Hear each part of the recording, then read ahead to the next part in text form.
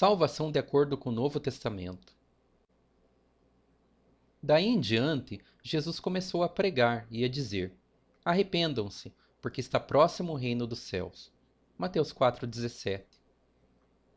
O objetivo deste estudo é explicar, de forma sucinta e clara, o que a Bíblia explica sobre o maior problema de todos, o pecado, e como ter este problema solucionado. O assunto foi abordado em 5 estágios. 1. A gravidade do pecado. 2. Qual a solução para o problema do pecado? 3. Qual a recompensa por ter todos os pecados justificados? 4. Como ser verdadeiramente justificado do pecado e salvo? 5. A Igreja conforme o Novo Testamento. Cada estágio do estudo aborda vários assuntos importantes sobre a salvação de acordo com o Novo Testamento. Cada um dos assuntos será apresentado em um vídeo. O estágio 5, a Igreja conforme o Novo Testamento, aborda os seguintes assuntos. 5.1. Entender e obedecer à Palavra de Deus. 5.2. A organização na igreja local. 5.3. A liderança na igreja local. 5.4. A ceia do Senhor. 5.5. O papel das mulheres conforme o Novo Testamento. 5.6. O uso de recursos da igreja local. 5.7. Como lidar com cristãos que pecam? 5.8. Assuntos controversos. 5.9. A adoração na igreja local. Neste vídeo, abordaremos o assunto 5.1. Entender e obedecer à Palavra de Deus. 5. A Igreja conforme o Novo Testamento. 5.1. Entender e obedecer à Palavra de Deus. Certamente, tudo em uma igreja começa com o entendimento da Palavra de Deus. É muito simples. Se a Palavra de Deus não for entendida, não faremos o que Deus quer, ou faremos o que Deus não quer, e voltaremos a cometer pecado. Item 1.1. Qual o significado de pecado? De que adianta se converter para voltar a cometer pecado? Isto mostra a necessidade de estudo bíblico sério. O povo de Israel já sofria por lhe faltar o conhecimento de Deus. Oséias 4:6.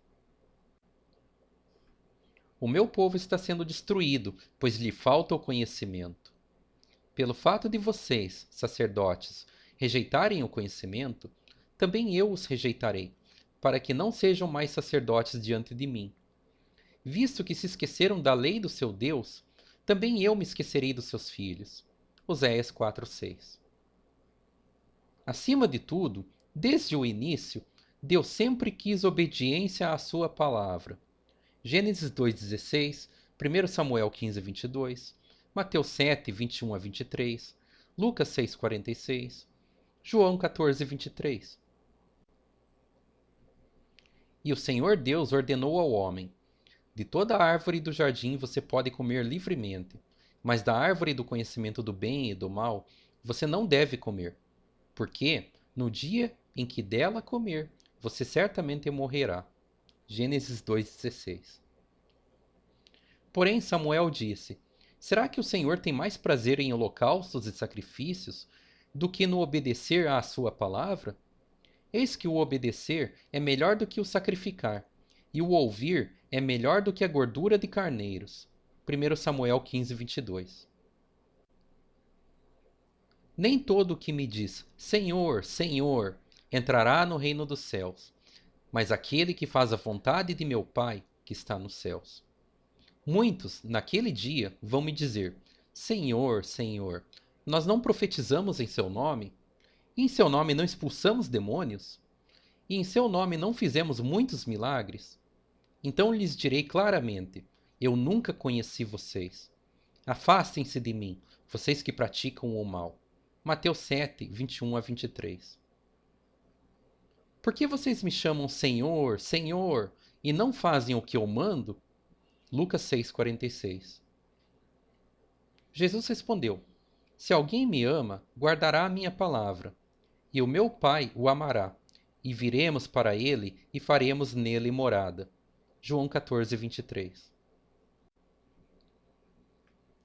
Paulo falou muito sobre a importância da sã doutrina para Timóteo. 1 Timóteo 1:3, 4:6, 4:16, 6 do 3 ao 5. Quando eu estava de viagem, rumo à Macedônia, pedi a você que ainda permanecesse em Éfeso, para admoestar certas pessoas, a fim de que não ensinem outra doutrina. 1 Timóteo 1:3. Expondo estas coisas aos irmãos, você será um bom ministro de Cristo Jesus, alimentando com as palavras da fé e da boa doutrina que você tem seguido. 1 Timóteo 4:6. Cuide de você mesmo e da doutrina. Continue nestes deveres, porque, fazendo assim, você salvará tanto a si mesmo como aos que o ouvem. 1 Timóteo 4,16. Se alguém ensina outra doutrina e não concorda com as sãs palavras de nosso Senhor Jesus Cristo e com o ensino segundo a piedade, esse é orgulhoso e não entende nada, mas tem um desejo doentio por discussões e brigas a respeito de palavras. É daí que nascem a inveja, a provocação, as difamações, as suspeitas malignas e as polêmicas sem fim da parte de pessoas cuja mente é pervertida e que estão privadas da verdade, supondo que a piedade é fonte de lucro. 1 Timóteo 6, do 3 ao 5. Não será possível obedecer à palavra de Deus sem a correta compreensão dela. Por isso, o ensino da palavra de Deus e sua obediência são coisas importantíssimas para a igreja. Estudar a Bíblia, no entanto, não é uma tarefa fácil. Abordaremos a seguir princípios de interpretação importantíssimos para um estudo bíblico sério. O primeiro princípio de interpretação é que o contexto manda no texto. Certos textos precisam ser examinados à luz do contexto histórico ou cultural para serem compreendidos. Há textos que precisam ser examinados à luz do contexto de outros textos bíblicos. Outros textos são puramente simbólicos e devem ser tratados como tais. Um exemplo no qual a aplicação deste princípio brilha é o estudo do livro de Apocalipse. O segundo princípio de interpretação é não se prender a apenas uma hermenêutica, mas deixar o contexto ser o fator de maior peso na interpretação. Hermenêutica significa, basicamente, o modo de interpretação, literal, analogia, simbólico, etc. É o contexto que manda no texto. Um texto bíblico pode mudar seu modo de ser interpretado repentinamente e pode continuar mudando. Não tente usar uma mesma hermenêutica para um texto maior. Deixe o contexto ditar como interpretar cada parte. O terceiro princípio de interpretação é que, para entender sobre um assunto bíblico, é necessário tomar todos os textos na Bíblia que falam sobre tal assunto e compreendê-los de forma conciliatória. Se uma interpretação contradizer qualquer texto bíblico sobre o assunto estudado, tal interpretação é errônea. Deve-se, contudo, atentar bem ao contexto de cada passagem. Um exemplo onde a aplicação deste princípio brilha é a própria salvação. Já estudamos que, para ser salvo, são necessários o Evangelho, crer em Jesus como Cristo, a fé que Deus quer, a confissão desta fé, o arrependimento, o batismo e a perseverança. Item 4. Como ser verdadeiramente justificado do pecado e salvo? Não se obtém salvação sem ter tudo isto. O quarto princípio de interpretação é que profecias do Antigo Testamento devem ser interpretadas à luz do Novo Testamento. O Novo Testamento é uma revelação maior que traz o desdobramento da vontade de Deus e, por isso, tem prioridade. Um exemplo onde a aplicação deste princípio brilha é o próprio livro de Hebreus, no qual o autor inspirado explicou o significado de várias coisas do Antigo Testamento à luz do Novo Testamento.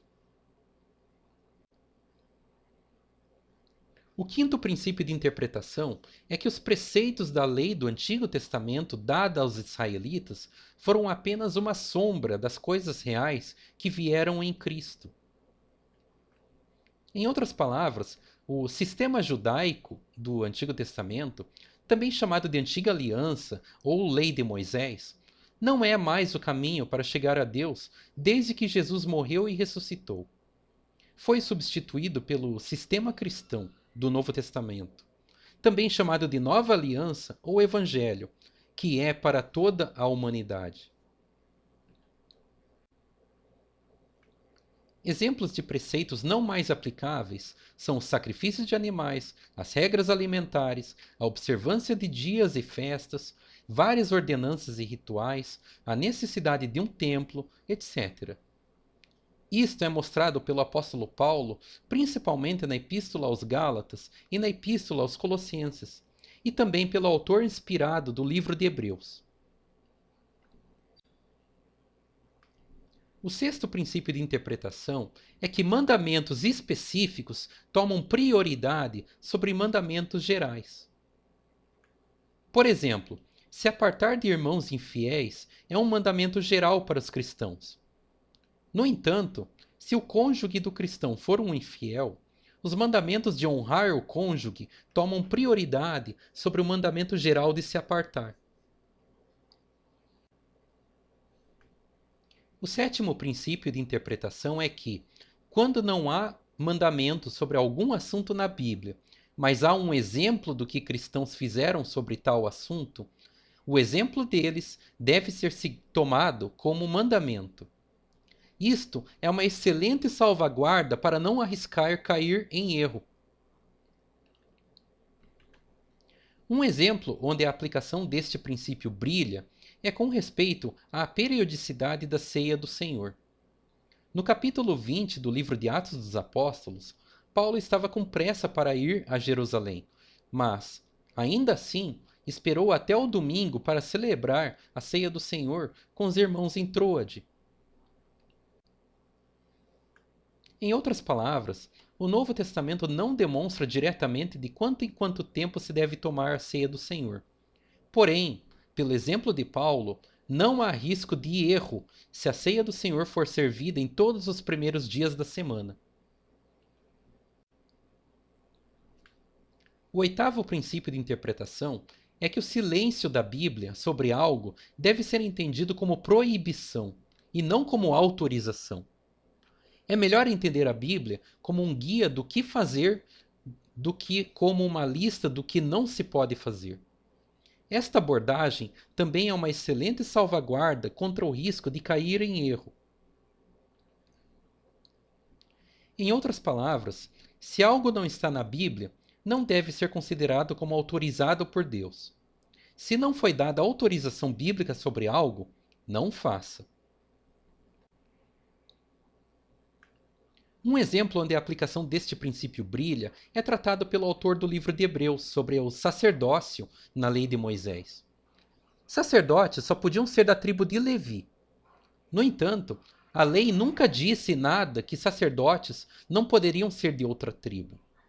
No entanto, a autorização bíblica para o sacerdócio da tribo de Levi automaticamente proibiu que houvessem sacerdotes de outra tribo.